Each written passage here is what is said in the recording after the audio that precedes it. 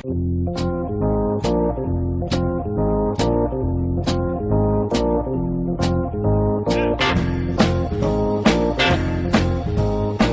afternoon. Welcome to the Connected Table Live. I'm your host, Melanie Young, with my co-host and sidekick, David Ransom. We are your insatiably curious culinary couple, and each week we bring you dynamic people who work front and center and behind the scenes in food, beverage, hospitality. And today we're going to talk to two ladies who are best-selling cookbook authors in very different areas.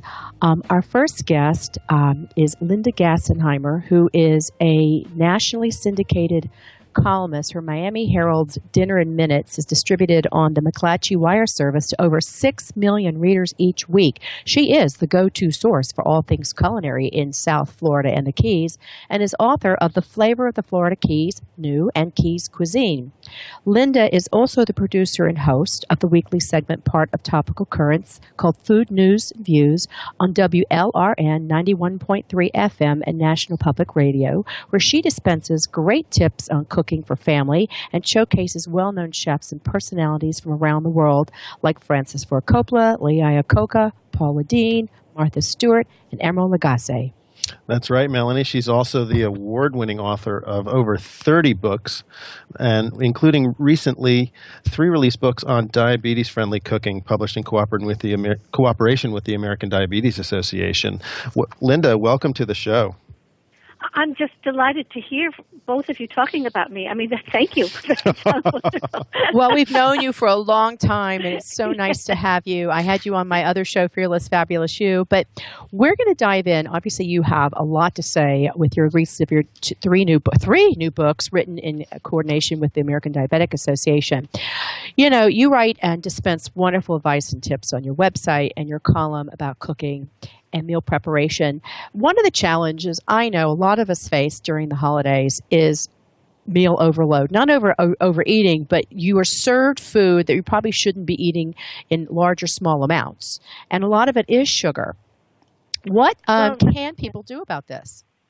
It's really, really difficult. In addition to needing a lot of self-control, it's hard. And here's what I suggest to people. First of all, continue eating a good, healthy 3 meals a day. If you're going to a party, what I always do before I even go out to dinner is I have a snack. So I don't go to that party starving and then eat everything in sight. Especially, most of the holiday parties are buffets. So my suggestion to you is do not stop, talk to your friends and stop at the buffet table. And don't linger at the buffet table. Try to stay as far away from it and the bar as possible, and then you won't be reaching for things. Well, not only that, but so many parties at Christmas time and holiday time are not even buffets. They're just cocktail parties. So you're stopping by for a couple hours or maybe 2-3 hours or an hour, depending on what your schedule is. And they start, you have a couple of glasses of wine or champagne or whatever your beverage of choice is, but there's really not any substantial food there. So it's very difficult to kind of stay on track that way. And so having something to eat, like you said, before you go is always a great idea. Yes, it is. It's a terrific idea. And also, if I go to one of these parties and I know it's going to be a long night of drinking, maybe you're going to 2 parties, who knows? I know it sounds boring, but I do start out with a little soda water. I do because I want something in my hand. I start out with that, and then I plan ahead. As you said, you have something before you go, or if you're going to go, plan the kinds of food you're going to have.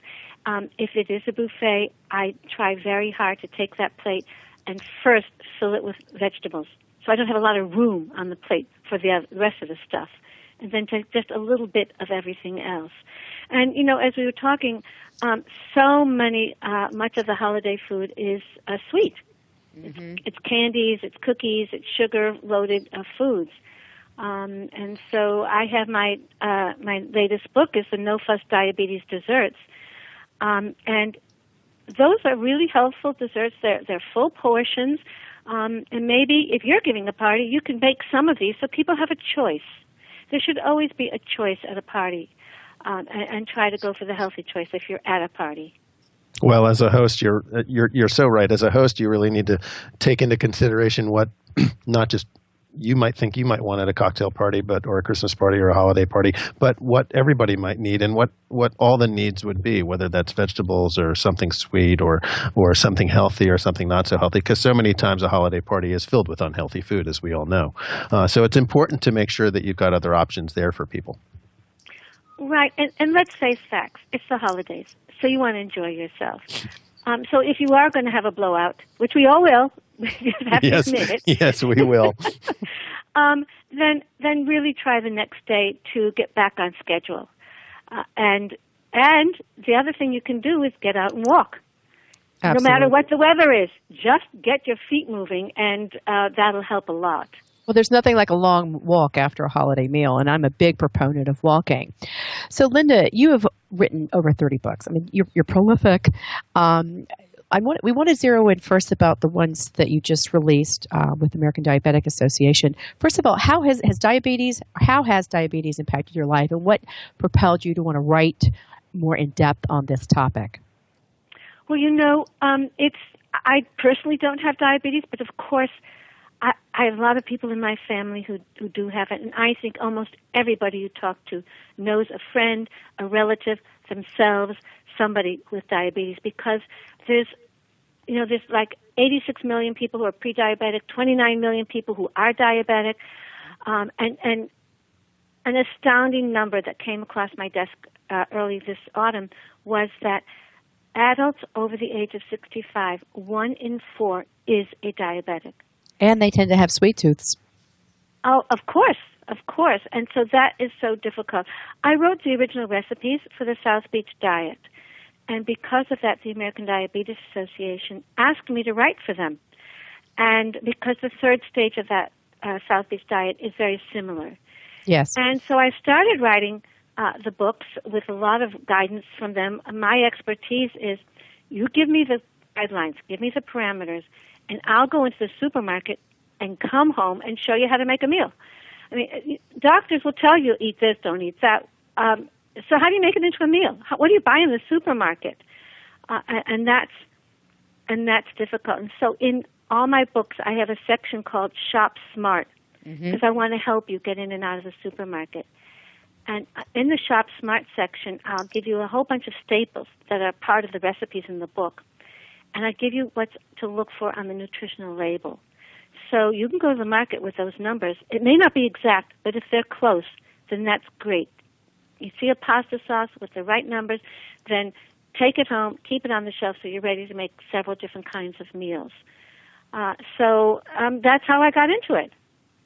I think it's great because sadly it is an epidemic situation now, diabetes. And I did have diabetes in my family. I think I told you when we interviewed you last, my great-grandmother had it. And she was blind and deaf, and we called her Bubby. And I was always afraid to eat sweets because Bubby had diabetes, and I was told that sugar would give me diabetes. Now, we talked about that, and it's far more complicated than that, and you should not fear sugar. In fact, what I want to ask you is, in your dessert book, what No Fuss Diabetes desserts, and you also address simply smoothies, fresh and fast diabetes-friendly snacks. How do you address the sweetener aspect of meal preparation? This is a question that I'm asked quite often, and there's a lot of publicity out about this at the moment. Yes, I know. Look, you want something sweet. And some of my desserts and some of my smoothies do use a sugar substitute, and the American Diabetes Association allows this. It's not a lot, and there are many different kinds. And at the moment, we're all looking at the stevia kind of natural sugar substitute. It's a natural leaf. But let me warn you, many of the stevia products, there are several brand names, also are made with a chemical. They use a chemical to make it flow better. And there is a few others where it's just pure stevia. Look at the label, read the label, and see which one it is, so that you know what you're using. And you mentioned sugar, and we've talked about this before, Melanie. Mm-hmm. It's not just sugar. You go and you get a sugarless candy or a sugarless cake, and you think it's okay. Well, it's not okay because it has carbohydrates in it. And besides that, if you think the cake is sugarless, you probably eat half the cake. Well, I would anyway. So you can't. And if you do those things, if you have sugar alcohol such as sorbitol, maltitol, any of those products, try to stay away from those if they're on your sugar substitute or on any product, because they can give you a very upset stomach if you eat too much of it. Mm-hmm. So it's using it in the right proportions and just using the right kind. Absolutely, and I think a lot of it is portion control and staying away from artificial as much as possible, which, there is a lot of confusing information out there right now about this topic. There really is, and I think the statistics are just incredible. They're appalling. And something people don't normally talk about, and that's the balanced diet. And in my smoothies book, people make smoothies and they put a lot of fruit in it, which is somewhat all right, but there's a lot of fructose, that's a type of sugar in the fruit. And so my smoothies are well balanced, and they're balanced for protein and carbohydrates and fat. But here's a product that we don't talk about very often, and that's fiber. You need to have 25 grams of fiber for a woman per day and 36 or 38 for a man. That's a lot, but that'll fill you up. And so, unfortunately, we don't get a lot of fiber. Well, you also wrote I'm really big these days on organic pumpkin. Ellie Krieger wrote some recipes recently on organic pumpkin in smoothies, and I've been playing around with it and having a ball for fiber. But for snacks, because you also have your snack recommendations in your snack book, what are some ways to get fiber on the go as you go throughout the day to get all that fiber that you need? Because most people don't. No, most people don't. I mean, an apple has 4 grams of medium. A pear has a little more, 5. A good source of fiber is a small avocado. That has almost 10 grams of fiber. I feel so good. We do that all the time here. We have avocado 9.9. toast. That's for the whole. I mean, it does have fat, but it's a good kind of fat. It's a vegetable, and some protein. So that's a good thing to be eating. Try for a brand cereal. Again, look on the labels, because a lot of cereals have sugars in them. So a whole brand cereal would be helpful to you. And vegetables, raspberries. Raspberries have a lot of fiber in them. A mixture of different vegetables can help you. So it's a little bit throughout the day is a real help for you. And I think I'd like to point out that once you say the numbers like you just said, an apple has 4 grams of protein. That's really not much. Of fiber, 4 grams of fiber. I'm sorry, of fiber. And nobody's going to eat 10 apples a day to get to what they need to get as a man.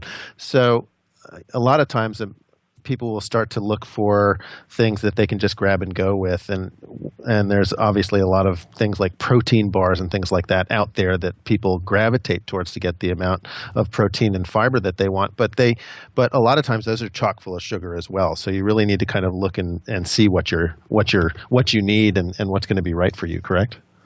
That's a great advice, because you really need to look at the what's on that label. I mean, the government did us a favor. They put everything on the label so that you could see it and see what's in there. And an awful lot of protein bars are just filled with a lot of carbohydrates and sugar. Yeah. But there are some very good ones. And again, you do well to spend a little time in the supermarket and look at the labels. Because and also, once you know what you got, then you're good to go. That's true, and it is up to the consumer to know what they have too, as well. The government, as you said, did do us a favor and makes them put everything on the label. But it's up to us to really know what those things are and how they can affect us. So it's doing research to find out what those ingredients do to you that is really obviously very key as well in when you're researching, especially as a diabetic, what you can and can't eat. Right. And, the other point is I like to talk about what you can eat. You just said what you can and can't eat. Right. It's what you can eat. People say, oh, my God, I can't have any more steak. I can't have pork. Well, of course you can. And I have it in my books. It's the proportions. It's the size. Excuse me. And it's the cut of meat. So anything that says loin, L-O-I-N, tenderloin, sirloin, those are the leaner cuts of meat. There's a lot of grass-fed meat out now, and those are very lean, and I put those in my books. So, yes, you can have that. So you don't have to have boiled fish and skinless poultry only for the rest of your life. I just want to tell you that. The traditional English diet. I want you to have really, really good food, okay? That's right. Well, I think the spirit is good because really, I've decided to. I love to play with words, so I decided in my own coaching program instead of saying diet, call it edit, and it's really about editing what you eat, and not thinking about it as a diet. And editing just simply means focusing on what you can eat and eat more of the good stuff, and edit out the bad stuff. I love that. Thank you. Really, I've been looking for a substitute word for diet for years, and now you just gave it to me in 3 seconds. From now on, it's mine, okay? It's edit. Edit your eating. I love it. Yeah, well, I've been using it for some time, so we'll be sharing that because it's my thank tagline. You. Okay, Edit. I'll give you credit, okay? Thank you. There you have it. Thank you. Thank you. So you also are very active in the South Florida food scene, and you've written books on what is Keys cuisine exactly? Okay, when I first moved to Florida, somebody asked me, a publisher asked me to write a book about the Florida Keys, and I had spent a little time there, and I thought, oh my God, what am I going to do after the first page? There's no food there, and I was so wrong. I was so wrong. The fish coming out of the water there is just fabulous. Great food in the Keys, and so I wrote a book called Keys Cuisine. It was kind of an informal cultural history of the Keys, and then it's 20 years later now, I wrote a book called Flavors of the Florida Keys. I was just going to update Keys cuisine, but gosh, in the Keys, 20 years, that's like 2 generations already. So it's not only does it give you recipes and all, it gives you the hotels. It's kind of a guide to where to eat and where to stay in the Keys, as well as interviewing the people there. They're fascinating. So if you're going to the Keys, have a look in the book. In the back of the book, it has a list of all the places, the addresses, and the phone numbers. Well, it's really cold where we are right now, and the Keys are doing a lot of advertising on television, and it certainly is tempting. It really is, and I've only been to Key West. I went once, and I found this little key lime pie shop. So all I really can identify with the Keys is pie, and I know there's more to it than pie, even though I love key lime pie. What are some of the signature dishes down there? You're back on that subject again, I think. I know. Well, key lime pie you can find in every steakhouse in America, so we want to move away from that. But you have to. No, wait a minute. You have to have a real key lime pie. Oh, really, I know. really good. Well, actually, there's a place in Brooklyn called the Key Lime Pie Company. They do a great job. I think it's based on the one in Key West that I went to, which was like using an old-fashioned mixmaster. But, I think it's a part of a bigger thing. We just want to touch briefly on, what's going on in South Florida for all of us, snowbirds heading down that way. Well, let me tell you, there is so much going on. I can't keep up with all the food news. And as you know, I have a program every week called Food News and Views on WLRN. I can't keep up with all the wonderful things. So if you're going to go to Key West, stop off in Miami, and go to now Wynwood, the design area, not just South Beach. There's so much going on, what we call the mainland. Terrific. And then take time and drive down to Key West. It's the best drive. I've done it a number of times, and it really is beautiful. And you drive through Key Largo and Islamorada and all the little keys, and on the way to Key West, which isn't very big itself. It's not even the biggest key, but it's such a beautiful drive, and it's much longer than people think. It takes 3 hours to get from Miami down there, so it's a beautiful drive and kind of soothing in a way, because you're driving with just the ocean and the sea on either side of you most of the time. It's really quite pretty. Speaking of design, Art Basel is happening down in Miami this week, correct? Yes, it is unbelievably packed. I was just there last night at some of the VIP openings, and the art is fabulous. But what's also happened is that a lot of wine companies, a lot of food companies have paired with the artists. So there's a lot of food. David, you'll like, there's a lot of drink going on, and all the hotels. I mean, it's just spectacular to be here. I guess tonight starts the vernissage. They said the major opening, but there are art galleries and satellite art galleries all over Florida now, Miami now, and it's wonderful. So come on down because it's a lot of fun. Well, And it's certainly a vibrant week to be down there because you're right. There are parties all over the place, and in order to make a party really fun down in Miami, of course, there's got to be food and drink. So I'm sure everybody's out and showing their best this week down there. absolutely, absolutely. And you know what you were talking about driving down to the Keys, David. If you come down here, and I'll just take a little drive, an hour and a half from Miami, you can go into Key Largo. But once you go over the bridge, it's like the whole world is lifted off your shoulders, and you see this emerald green water, turquoise green. It's fabulous. We go by, our friend has a boat, we go by boat down to one of the restaurants and have our fresh fish right in the water that's just been caught. Wow, it's just fabulous. Maybe I should just go right now, I think. Wow, I'm thinking, what am I doing freezing in my fleece right now and my fuzzy wuzzies when you just said boating to a restaurant? That sounds just fabulous. Yeah. So as a Florida resident, where do you actually, where do you go when you want to get away from it all? Well, that's difficult. You know, Yeah. we always used to run and go, you know, I like to go to Europe because I did live in Europe for 20 years. And so I do go back and visit friends and want to eat there, especially Italy and Paris. And London has wonderful food. But sometimes, you know, we forget what a paradise we live in. And I live near Coconut Grove. I've gone over to Miami Beach, stayed in a hotel there for a weekend. It's like I'm a million miles away.